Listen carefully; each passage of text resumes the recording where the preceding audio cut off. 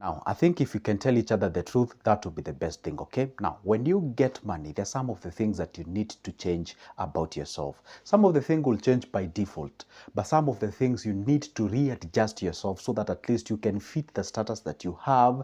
And again, you can be not only beneficial to yourself, but also to the community or the people immediately from where you live or do your things. Now, today I'm going to share with you 5 things that you must change the moment you get some cash so that you can change yourself and also improve your life. By the way, don't forget to hit that like button. Make sure that you subscribe on this channel. What's the importance? You get to be notified whenever I upload a new good video, and we create that mutual relationship, a symbiotic relationship. And I dare tell you, once you subscribe, I'm gonna be here all the time by God's grace, putting across a good video that can actually go ahead and teach us something at the end of the day. And again, if you're in a position to share this video to many people as you can, all right? I know, let me save you time. Let's get into the business. Now, what are these 5 things that you need to change once you get some cash? See, when you get money, so what does it mean? Like, does it mean like when you get just any money? Obviously, no. When you get yourself, you're living in a situation where by now you realize money is flowing in, then you need to adjust and actually do what? Improve your life. The very first thing that you need to change and improve, or adjust, should I say, is your friends. All right. And you're like, what? I thought you're supposed to tell our friends. Absolutely. I didn't say like you shake them off and try to see them as if they're no longer important to you. No, they are great. They're important to you. By the way, when you get some cash, I usually say you have to have 3 classes of friends. Well, if you must have the friends too, or number 1, you must have a friend who you are at par. You must have a friends who you are at par, meaning you are the same level. Number 2, you must have friends who are above you. Okay, above you. And again, 3, you must have friends, people who are what? Below you. All right.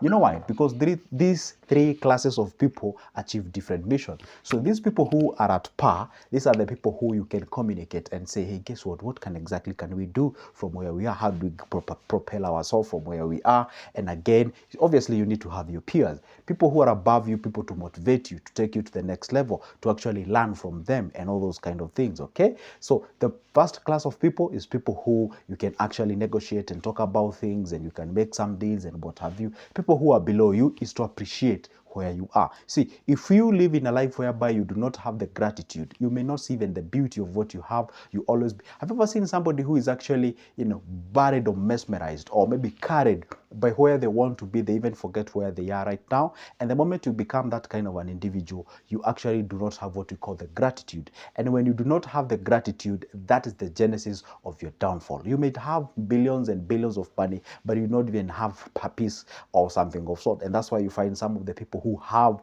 money, they tell you money doesn't buy you happiness. But when you have what you call the compartments of gratitudes and happiness along the way as you grow yourself, that will be the best thing. So when you have some cash, try to change the friends. When I say change the friends, I don't mean like you shake off those who are not in your level.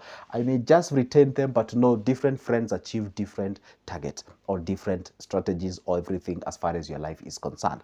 Engage yourself with people who are improving yourself, are motivating you, people who can actually pull you from where you are, and people who actually gives you reason to be gratitude to God as far as your achievements are concerned. So friends are quite of a vital people. Again, when you talk about friends, again, I can put family members and everybody into this category. So the moment you have some cash, you're actually likely to attract wrong people.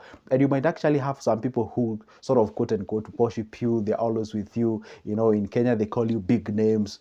I don't know, the soldier of war, mkuu and all those kind of things, See, when you have these kind of people, some of them tend to kind of be puppets, and then they do so just because they want to get some cash from you. So what you're supposed to do, be very keen and cautious, or any and every name that you're being called by these people when they hype you and all those kind of things. Just try to filter and understand. Very few of them actually mean good for you. And I actually relate to this. Those people who stood or they stood with you when you are actually down there, they have seen you growing, they always give you that a back tap. They tell you, hey, guess what? You can do this, go for it. Most likely those are the people who means good and great for you. But these people who shows up maybe after you got yourself to a different class, do not actually go out there and establish that kind of a trust. You might actually get yourself into a downfall. You can actually notice and understand some of the people who mean great things to you when you are growing. Hope I made a sense out of that, okay? We go to the next point. That is the number 2. The number 2 kind of people or things that you need to change is things we call them investment strategy. My pen is actually jamming, investment strategy. So you must have strategy, right? See, when you have an investment strategy, it means that you have a system that you're applying for you to invest. See, there is a difference in terms of reasoning. When you reason when you do not have the cash and when you get the cash, okay? See, when you do not have the cash and you're anticipating to get the cash and invest, you usually have a different approach of life and money. You say, once I get this amount of money, I'm going to do this, I'm going to do this, I'm going to do the other. But once you get it, kind of things changes. You might even actually even change your plan. You might even change your business. You might even change, for example, let's say maybe in your life, you've never gotten, let's say, maybe like something like 50,000, right? And you've been saying, hey, the moment I get 50 G's, I'm going to do these kind of things. And then all of a sudden, God is great. You get the grace and get yourself, maybe let's say it can be in form of a windfall or whatever it is. You are into millions. You have like 1,000,000, 2, 3, 4, 10, 20. That, you have like huge amount of money. So you cannot approach that money using the same approach that you had when you were looking for 50,000. Now you have to think in tunes of millions. How exactly can you be able to do? Because the moment you get a lot of money, you not only think about you also think about the community, you think about the people.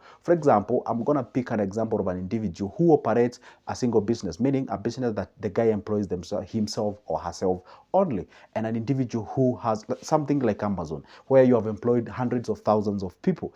At that particular point, not a decision that you make does not only affect you, but affects hundreds of thousands of people. You cannot just wake up early in the morning and say, hey, guess what? I'm going to close this business. I'm going to change. See, you gonna affect a lot of people. So you must have an investment strategy, and that's why you find these kind of big businesses, they have a board members. As much as it's your business, there must be a sort of kind of senate or something that can help you make appropriate and rightful decision. So at that particular point, you must have an investment strategy. Your investment strategy can be like this: hey, guess what? I have like 2 franchises or 3 or 5 franchises. So before now I change from this one, I expand to the next one. I must achieve 1, 2, 3, 4, 5. And maybe you have employed somebody like a CFO, all right, chief finance officer. At that particular point, you must work on a system whereby, you know what, I cannot go. You see, you must have something called like the liquidity. Let's say your capital, maybe in a bank or your MMF or whatever the place it is, maybe your principal is, it cannot go maybe, let's say, below 4 or 5 or 10 billion, 100,000, depends with your capacity. So at that particular point, you must work within that range of capital presence in your banks or something of sort, okay? I hope I'm making sense out of that, okay? So the point is this: you must have a strategy that you can apply for you to invest. You cannot just wake up because you have the millions of money and you have the capacity and start anything. No, you have to think out. You have to make sure that you do all the research before you make a decision as far as that research, or rather as far as that investment is concerned. So that is exactly what you do. We go to the point number 3. The point number 3 is something called information consumption. Information consumption. Okay. At this particular point, I always tell people consume something called infotainment. There's something called infotainment. It's actually two terms or two names here. So infotainment here, it means information, and here it's entertaining you. See, at this particular point, when you now have cash, you need to consume things that are value adding to your life. You cannot just wake up and start consuming things that are rumor based kind of information. Things are more social and less of financial, or more financial and less of social. You must have a certain critical and delicate balance between all those 3 things, so that at least you may be able to live a quite of a presentable life. So when I say consume information, see, the more you learn, the more you earn. And the moment you have maybe some cash, you need to learn more for you to have more strategies on how to invest. And if that's why you find some of these guys who have money, they tend to think critically and then to kind of sort of look as if they were crazy. They aren't so, because what they do is to actually think of areas of how they can be able to invest the money. Some of the areas you people, maybe let's say, maybe an average eye cannot be able to see it. And you can only get this information, you can only get these strategies, you can only get these ideas of information if only you can consume. And what that you're consuming, it is actually a thing that is resonating with what you do out there. If you can imagine this, if you go out there, you have some cash, and the things that you're consuming does not even add any value to your life, does not do nothing about your life, that way you're gonna get yourself into lots of problems and challenges, especially when you want to make a rightful decision. Especially, let's say maybe you have some couple of businesses, you don't even learn things to do with management. Maybe you don't go for those seminars, you don't go for those workshops. Maybe perhaps, have you ever seen some companies which pays for their workers for them to achieve or go for a certain workshop for them to be taught? You get what I'm saying? Because it is very critical when you do not have the information. Let's say maybe you deal with the service industry and you've actually gotten different people from all over the place. You have you have summed them in a particular place, and you realize there are some of things that customers are complaining about. People serving their customers with attitudes and all those kind of things. So now what do? You actually go ahead and part with some cash. You prepare a seminar for them, you educate them, you tell them, hey, guess what, this is how you handle customers, these are before sale services, this is a fast after sale services, this is what you do, this is how you talk, this is how you relate, this is how you handle a rejection from a customer, and all those kind of things. You get the thing? So when you actually incorporate you learning all these skills, that way you can be able to propagate your growth, you can actually grow yourself in terms of not only making money but also the social part of you. The point number four. Point number four is none other than having something called a health approach. See, when I talk about health approach, you see, most of the people tend to disregard this point. You have the cash because you have the ability to consume. You consume the junk. You know, you hardly exercise. You're taking yourself lots of alcohol. You know, you go for those road drive because you have a car. You hardly walk. You hardly do nothing about yourself. And the moment the health strikes you, that's the time you realize, by the way, health is actually wealth, and you cannot be wealthy if you're not healthy. You really need to take care of yourself about these things. Okay, so the point is this: the moment you have the capacity, the moment you have the cash, that's the moment that you can buy yourself some treadmills and put it in your house. You can buy some gym equipment, you can have it in your house. At this particular point, you can subscribe, you can even pay a trainer to train you, to take care of you. Maybe you can even pay a doctor to checking you regularly, making sure that you're healthy. How is your sugar, how is your pressure, how is your anything and everything, all those kind of things. You know, maybe you are in a process of cutting weight. How actually can you approach that? Do you actually go ahead and employ an expert who can actually train you? Have you ever seen these wonderful and great people who are actually successful in our society? Sometimes you see them posting videos about where they are getting trained and such kind of a thing. Because let me tell you one secret: health is actually your wealth. And this is what we say: a healthy nation is always a wealthy nation. You can just imagine what happens. The good grace or the great thing right now is that everyone who is watching me, you all know what is coronavirus. You know what is COVID-19, and you can just imagine kind of wrangles that thing caused us during that time. See, nothing was working, everything was halted. So the point is this: it is good to understand that your health is a very, very vital thing to take care of. Okay, exercise. Don't eat all the junk all the time. Make sure that you eat that is appropriate. Well, I may not give you I'm not a nutritionist. I may not give you like the specificities of what you're supposed to eat at what time. I don't know if you're on keto diet. I don't know. There are great people, like you can watch health and wellness, a guy by that name. You can be able to learn a lot on what you're supposed to eat and all those kind of things. Okay, so the point is this: there are very many, you know, YouTubers here, and you can be able to follow them. They talk about health, and then they are certified, they're great people, and such kind of things. Okay, so anyway, it is good to make sure that you take care of your health on what you eat and why you eat it and when you eat it and all those kind of things. Let's go to the point number 5. The point number 5 is something called how you present yourself and something called articulation.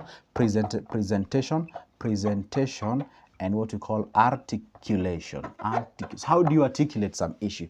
You see, how do you present yourself? Your dressing code. You see, how you approach. They usually say your dressing code really talks much about. Say you have been invited somewhere to have a conversation with people, and you just show up. You know, you are unattended. We say you are unattended. Yeah, you just show up anyhow, and then guess what happens? You cannot redo or you cannot undo the first, you know, what we call the first presentation that you present yourself. How do you shake people's hands? How do you even shake them? Are you is that a grip, or do you look them into the eyes? Are you confident? How do you present yourself? Are you in good proportion? Do you get yourself a good nice in a haircut? How do you keep your beards? Do you brush your mouth? Like, are you fresh? You know, what do you dress? When I say dress, I don't mean like you put yourself into expensive clothing. I mean seriously. But if you you can go ahead and do it. I mean, like, you can be elegant, you know, pleasantly disposed. You get what I'm saying? So just be an individual who is pleasantly disposed. You have your character, you know, you have the way you articulate some issues. When a question is asked, you don't just rush into answering the question. You get to understand first the question before answering the question. You understand the other partner. Have you ever seen this kind of guys who call them the diplomacy and the approach and what have you? Especially when you see leaders, they're angry and they're responding to another nation. They don't just throw any words. They choose their words wisely. So that's what you're supposed to do. See, be an individual individual who articulates issues, you are smart. The only way you can actually be able to articulate issues is when you consume infotainment. You are informed. If people are talking about crypto, you know what are crypto. People are talking about the dollar. Why is dollar going down in Kenya?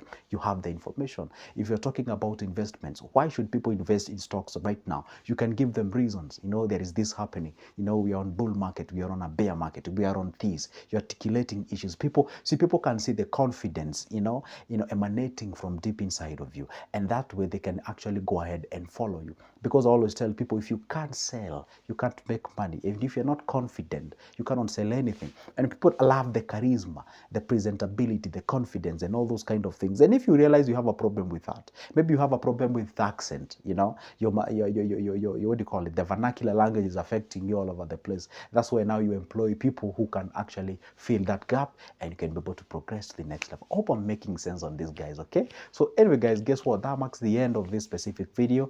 And don't forget to hit that like button. Make sure that you subscribe. And you can always pick that number point from the description of this specific video. Let's have a conversation about investments for just a cup of coffee's price. For now, it's a goodbye and see you in the next one.